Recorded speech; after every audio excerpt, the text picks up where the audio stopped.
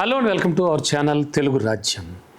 అవిభాజ్య AP దివంగత మాజీ ముఖ్యమంత్రి వైఎస్ రాజశేఖర రెడ్డి ఎంతో ప్రీతిపాత్రంగా అలాగే ఎంతో ఇంట్రెస్ట్గా పేద ప్రజలకు లబ్ధి చేకూర్చాలి, వాళ్ళు ఖచ్చితంగా ఆరోగ్య విషయంలో బాధపడకూడదు అనుకుని ఆయన ప్రారంభించిన ఒక మహత్తర పథకం ఏదైనా ఉంది అంటే ఖచ్చితంగా ఆరోగ్యశ్రీ పేరు చెప్పక తప్పదు. మరి అటువంటి ఆరోగ్యశ్రీని ఆయన ఎంతో అద్భుతంగా కూడా అంటే ప్రతి పేదవాడికి కూడా తనకి ఆరోగ్యం లేకపోతే అలాగే దీర్ఘకాలిక వ్యాధులు ఏమైనా వస్తే ఖచ్చితంగా ఒక కార్పొరేట్ హాస్పిటల్లో చూపించుకునేలా అక్కడ వైద్యం చేయించుకునేలా కూడా ప్రతి పేదవాడికి కూడా ఆరోగ్యం విషయంలో కార్పొరేట్ వైద్యాన్ని అందించినటువంటి మహోన్నత వ్యక్తిగా నిలిచిపోయారు. మరి అటువంటి ఆరోగ్యశ్రీ ప్రస్తుతానికి ఏపీలో ఓ క్వశ్చన్ మార్క్లా మిగిలిపోయింది. అండ్ ఆల్రెడీ ఈ ఆరోగ్యశ్రీని రద్దు చేసే యోచనలో కానీ ఏపీ ప్రభుత్వం కూటమి ప్రభుత్వం ఉందా అనేటువంటి ఆలోచనలు కూడా రాకపోవట్లేదు చాలామందిలో. అసలు ఏం జరుగుతుంది ఏపీలో ఆరోగ్యశ్రీ విషయంలో అన్నది మనం ఇప్పుడు ఒకసారి చూద్దాం. ఏపీలో ఆరోగ్యశ్రీ సేవలు నిలిచిపోయాయి. బకాయిలు పేరుకుపోవడంతో ఈ రోజు నుంచి కూడా అంటే సోమవారం నుంచి కూడా ఎన్టీఆర్ హెల్త్ కేర్ అంటే దీన్నే ఆరోగ్యశ్రీ అలా పేరు మారింది కదా. సో ఈ పేరుతో ఉన్న పథకం కింద వైద్యం చేయలేమని నెట్వర్క్ హాస్పిటల్స్ అన్నీ కూడా హ్యాండ్స్ అప్ అన్నాయి. మరి దాదాపు 3,500 కోట్లు బకాయిలు పెట్టడంతోనే తమ ఆసుపత్రులు నడపలేకపోతున్నామంటూ కూడా AP speciality hospitals association already ఒక ప్రకటన కూడా ప్రకటించింది. అలాగే తమ స్టాఫ్కి శాలరీస్ కూడా చెల్లించకపోవడంతో పాటు ఆల్రెడీ చేస్తున్నటువంటి సర్జరీస్కి సంబంధించి అవసరమైన ఈ మెటీరియల్ని కూడా కొనుక్కోలేకపోతున్నామని మొత్తం హాస్పిటల్స్ అన్నీ కూడా చెప్తూ ఉన్నాయి ముక్తకంఠంతో. ఈ బకాయిలు చెల్లించాలని కూటమి ప్రభుత్వానికి ఆల్రెడీ 1 కాదు 2 కాదు 26 సార్లు లెటర్స్ రాసినా కూడా దేనికి కూడా వాళ్ళు స్పందించట్లేదని, మరి ప్రస్తుత పరిస్థితుల్లో బంద్ చేయడం తప్ప మరో మార్గం అయితే తమకు కనిపించట్లేదంటూ ఏపీ స్పెషాలిటీ హాస్పిటల్స్ అసోసియేషన్ అధ్యక్షుడు డాక్టర్ విజయ్ కుమార్ స్పష్టం చేశారు. అంటే ఆరోగ్యశ్రీ బకాయిలు పెరిగిపోవడంతో ఈ రోజు నుంచి కూడా ఎన్టీఆర్ హెల్త్ కేర్ సేవలన్నీ కూడా వాళ్ళు స్టాప్ చేసేశారు. ఒకవేళ బకాయిలు విడుదల చేయకపోతే మేము స్ట్రైక్ కూడా చేస్తామంటూ ఆల్రెడీ గత నెల 7th ప్రభుత్వానికి నెట్వర్క్ హాస్పిటల్స్ అన్నీ ఒక లేఖ రాశాయి. సో 7th రోజు నుంచే వీళ్ళు బంద్ చేస్తున్నారు. కానీ గవర్నమెంట్ స్పందించకపోవడంతో సమ్మె చేస్తున్నట్లుగా కూడా ఏపీ స్పెషాలిటీ హాస్పిటల్స్ అసోసియేషన్కి సంబంధించిన అధ్యక్షుడు డాక్టర్ విజయ్ కుమార్ ఆల్రెడీ వెల్లడించారు. ఏపీలో మొత్తం 3,500 కోట్ల బకాయిలు పెరిగిపోయినట్టుగా కూడా ఆయన వెల్లడించారు.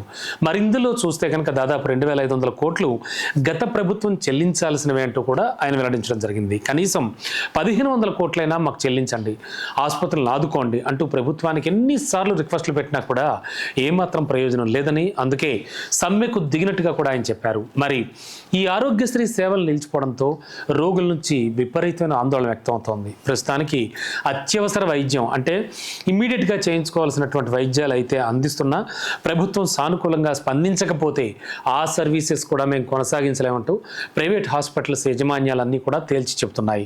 ప్రభుత్వం బిల్లులు చెల్లించకపోవడం, ఆసుపత్రులు చెల్లించకపోవడంతో మేము హాస్పిటల్స్ నడపలేకపోతున్నామని వాళ్ళంతా అంటున్నారు.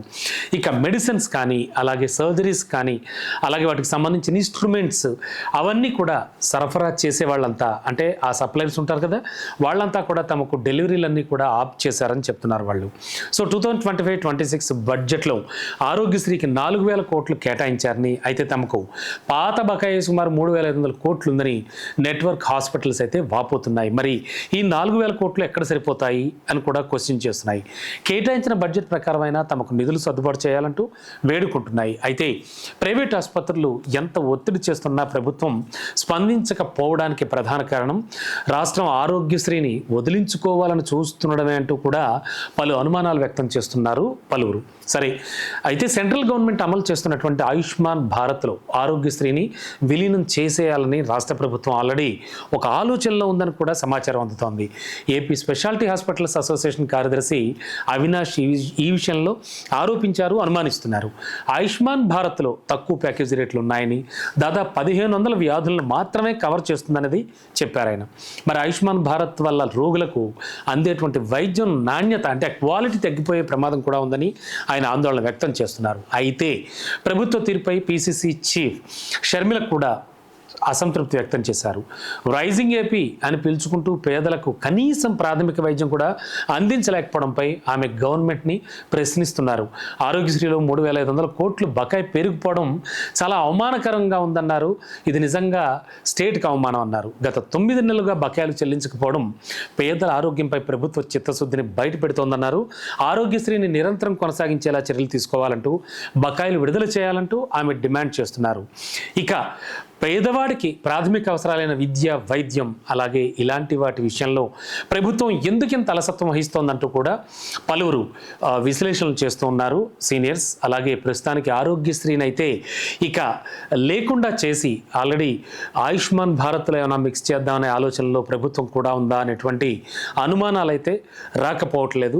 మొత్తానికి ఏపీలో అయితే మాత్రం ఆరోగ్యశ్రీ సేవలు నిలిచిపోవడంతో పలు హాస్పిటల్స్ నుంచి కూడా ఆర్తనాదాలు, హాహాకారాలు వినబడుతూ ఉన్నాయి. అక్కడ వైద్యం అందక రోగులంతా కూడా బెంబేలెత్తిపోతున్నారు. ఇక సెపరేట్ అంటే స్పెషల్ సర్వీసెస్, అలాగే ఇంపార్టెంట్ సర్వీసెస్కి సంబంధించి మేము సర్వీసెస్ అందిస్తున్నాం డాక్టర్స్ చెప్తున్నా కూడా అవి కూడా గవర్నమెంట్ స్పందించకపోతే మేము నిలుపుదల చేస్తామని వారంతా హెచ్చరిస్తున్నారు. మొత్తానికి ప్రభుత్వం సీరియస్గా ఈ విషయాన్ని పట్టించుకుంటుందా లేదా అన్నది మాత్రం వేచి చూడాలి. ఎలాంటి ఆలోచన చేస్తోంది, ఎప్పుడు వారందరితో మాట్లాడుతుంది అని చెప్పేసి ప్రజలంతా కూడా ఎదురు చూస్తూ ఉన్నారు. చూద్దాం ఏం జరగబోతుందో.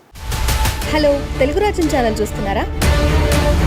సామాజిక, రాజకీయ, జీవన చిత్రణే తెలుగు రాజ్యం. అతిశయోక్తులు, అసత్యాలు ఉండవు. రాజకీయ కోణం కాదు, ప్రజా కోణమే కొలబద్ద. తెలుగు రాజ్యం వీక్షణ మీ ఉత్తమ అభిరుచికి నిదర్శనం.